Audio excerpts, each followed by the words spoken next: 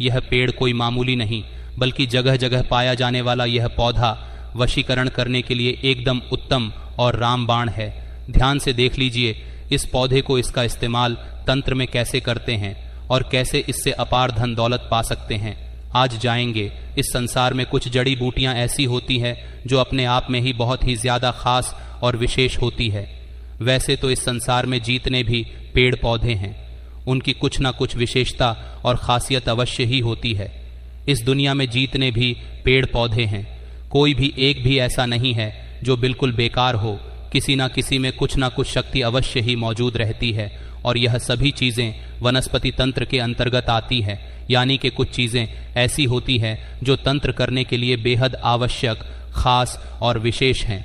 तो दोस्तों, आज के इस वीडियो में कुछ ऐसी जानकारी के बारे में हम आपको बताएंगे कि जिसके माध्यम से आप सामने वाले को अपने वश में कर सकते हैं। बहुत सारे लोगों की यह परेशानी होती है कि जिससे वह प्यार करते हैं, जिससे उनकी शादी हो गई होती है, वह उनकी बात ही नहीं मानता है। काफ़ी लोग हमसे इस बारे में पूछते भी हैं, बताते भी हैं कि जहाँ पर काम कर रहे हैं, कार्य कर रहे हैं, उनके आसपास के जो लोग हैं, उनके पड़ोसी हैं, वह हमेशा ही परेशान करते रहते हैं, जिसके कारण वे कार्य भी नहीं कर पाते हैं। बहुत से जालिम लोग तो ऐसे होते हैं कि केवल बस आपको दुखी देखना चाहते हैं और कुछ ना कुछ प्रयास हमेशा ही करते रहते हैं। लेकिन दोस्तों, आज के इस वीडियो में जो जानकारी है वह बेहद खास है, जिसका इस्तेमाल करके आप सामने वाले को अपने वश में कर सकते हैं और जिस भी तरह से आप चाहें उसी तरह से वह आपसे करने लगेगा। यानी कि अगर वह आपसे शत्रुता रखता है या फिर आपको पसंद नहीं करता है तो इस प्रयोग को करके आप लाभ उठा सकते हैं।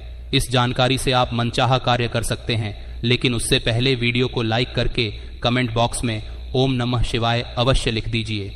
भगवान शिव की कृपा से साधनाओं की सिद्धि प्राप्त होती है, जिससे व्यक्ति परम सुख को प्राप्त करता है। जितने भी मंत्र होते हैं, जितने भी तांत्रिक क्रियाएं होती हैं, यह केवल भगवान शिव के माध्यम से ही सफल होती है। तो दोस्तों, जैसा कि हमने आपको पिछले वीडियो में भी बताया है कि जो तंत्र होता है, तंत्र की जो क्रियाएं होती हैं, उनमें किसी भी चीज की आवश्यकता नहीं पड़ती है। केवल ध्यान के माध्यम से ही तंत्र किया जा सकता है, क्योंकि केवल ध्यान ही वह शक्ति है जिसके माध्यम से कुछ भी पाया जा सकता है। और तंत्र क्रियाएं को करने के लिए ध्यान को ही माध्यम बनाया जाता है और उसी चीज को एक्सेस किया जाता है जो सभी लोगों में समान और निश्चित ही होती है। जैसे चेतना सब में होती है तंत्र करने के लिए। आमतौर पर कुछ चीजों की आवश्यकता नहीं पड़ती है, क्योंकि यह प्रचंड क्रियाएं होती हैं।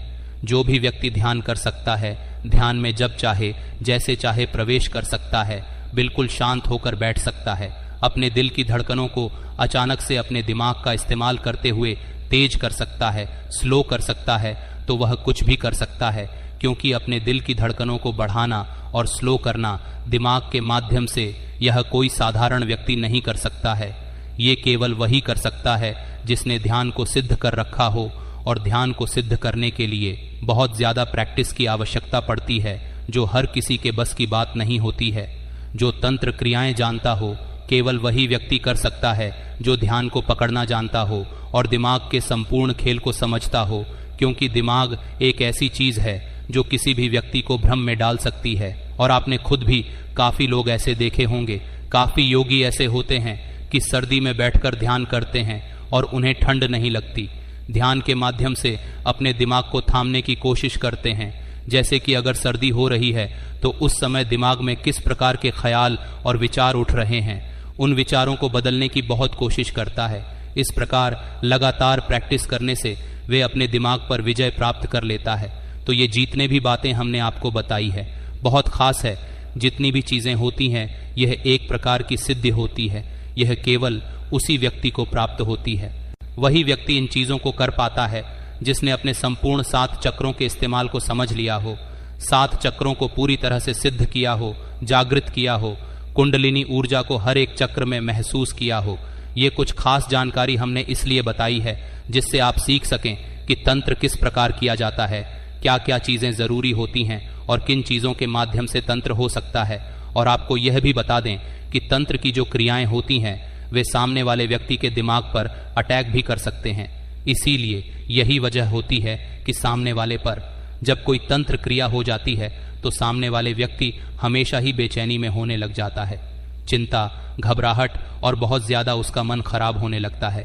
भूख, प्यास आदि सब कुछ ही उसकी बेकार हो जाती है। इसलिए तंत्र क्रियाएं को बेहद खतरनाक और सबसे अधिक शक्तिशाली बताया गया है। आपको यह भी बता दें कि जो आज्ञा चक्र होता है उसी के माध्यम से तंत्र केवल संभव होता है, इसीलिए जीतने भी साधु होते हैं। वह रोजाना ही अभ्यास करते हैं त्राटक का, क्योंकि त्राटक में जितनी शक्तियां होती है इतनी शक्ति किसी भी चीज में नहीं होती है और यह सबसे आसान होता है। सबसे पहले तो आप इस बात को समझें और यह बात देखें कि जो थर्ड आई होती है वहां पर एक बहुत ही स्ट्रॉन्ग ग्रेविटेशनल पुल होती है, यानी कि वहां पर बड़ी आसानी से आप ध्यान लगा सकते हैं। उसके अलावा शरीर में कोई भी ऐसा स्थान नहीं है जहां आप आसानी से ध्यान लगा सकें, तो वह चीज सबसे आसान होती है। इसीलिए रोजाना आपको त्राटक करना चाहिए, क्योंकि जो व्यक्ति त्राटक को रोजाना करता है उसकी आंखों में ऐसा प्रचंड वेग होता है कि वह शत्रु की अगर आंखों में आंखें डालकर मन में कोई बात बोल दे तो उसके शत्रु के साथ होनी निश्चित है और बिल्कुल तय है। इसी प्रकार जो लोग त्राटक करते हैं उनमें अपने आप ही वशीकरण की सम्मोहन की शक्ति मौजूद रहती है, बल्कि इसी के माध्यम से यानी कि आज्ञा चक्र के माध्यम से आप अपनी संपूर्ण मनोकामना को भी पूरा करवा सकते हैं। जो भी चीज आप चाहते हैं, अगर आपको त्राटक करने की प्रैक्टिस है तो लगातार आज्ञा चक्र पर ध्यान लगाते हुए आप अपनी इच्छाओं को पा सकते हैं। आज्ञा चक्र बेहद खास और सबसे अधिक शक्तिशाली होता है। आज्ञा चक्र के जागृत होने से बुद्धि बिल्कुल कंट्रोल में आ जाती है। फिर बुद्धि इधर उधर बिल्कुल भी नहीं भागती है, वह बिल्कुल शांति से संपूर्ण सुख को अनुभव करने लग जाता है।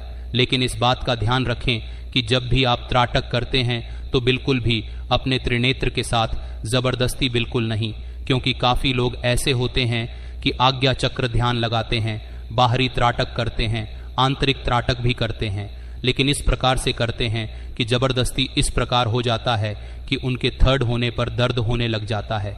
तो ऐसे आपको बिल्कुल भी नहीं करना है। जब दर्द होता है तब उसी समय आपको रोक देना है।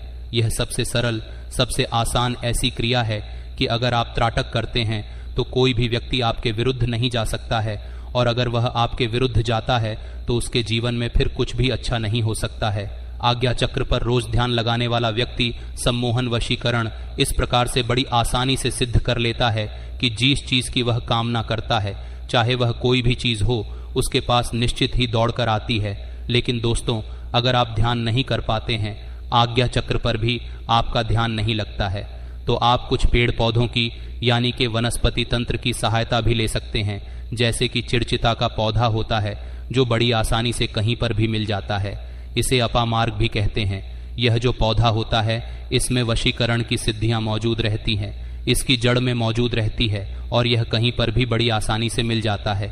इसकी पहचान ये है कि इसको जब आप किसी कपड़े पर फेंकेंगे तो वह चिपक जाता है। काफी जगह इसे आपा मार्ग कहा जाता है, चिड़चिटा भी कहा जाता है, और बचपन में आपने इससे काफी खेला होगा। आपको केवल इतना करना है कि किसी भी सोमवार, बुधवार, शुक्रवार या फिर रविवार के दिन इस पौधे की जड़ को निकाल कर लेकर आ जाना है। सबसे पहले आपको इस बात का ध्यान रखना है कि ऐसा पौधा आपको चुनना है जिसके पास आप केवल एक बार जाएंगे, जो आपके घर से दूर हो। ऐसी जगह पर दूर देखना है। यह बड़ी आसानी से कहीं भी जंगल में मिल जाता है, तो वहीं पर जाकर आप इस पौधे को सबसे पहले जल दे दें और एक लोटा जल चढ़ाकर इसकी जड़ को निकाल लें और अच्छी तरह से धो लें और एक पत्थर भी ले लें। आप इस बात का ध्यान रखें कि केवल पत्थर पर ही इस जड़ को आपको पीसना है, और जिस समय आप पिसेंगे तो पीसते समय आपको क्लीन बीज मंत्र का उच्चारण करना है। क्लीन भगवान श्री कृष्ण का बीज मंत्र है।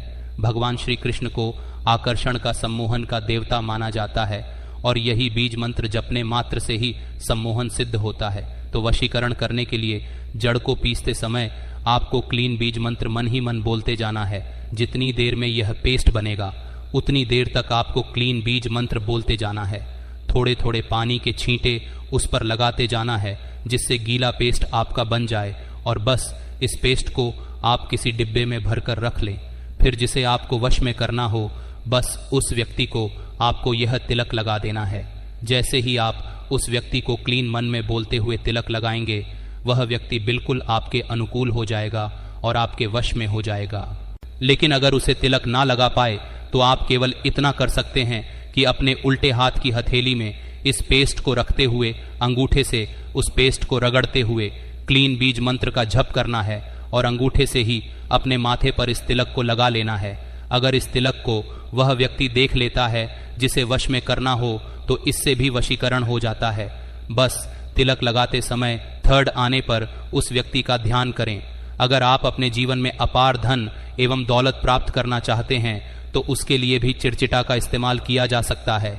बल्कि अगर थर्ड आई का इस्तेमाल करते हुए चिड़चिटा का भी इस्तेमाल करते हैं तो व्यक्ति अपना बड़े से बड़ा कर्ज भी चुका सकता है और 1 माह में ही धनवान बन जाता है। इसका प्रभाव ये होता है कि फिर आजीवन उसे धन की समस्या का सामना नहीं करना पड़ता। तो दोस्तों, करना किस प्रकार है इसकी विधि को सुनिए। पहले आप ये देखिए कि जितनी आपकी उम्र है तो उस संख्या का जोड़ आपको निकाल लेना है। जैसे कि अगर आपकी उम्र 45 साल है तो 4 + 5 मिलाकर 9 होता है।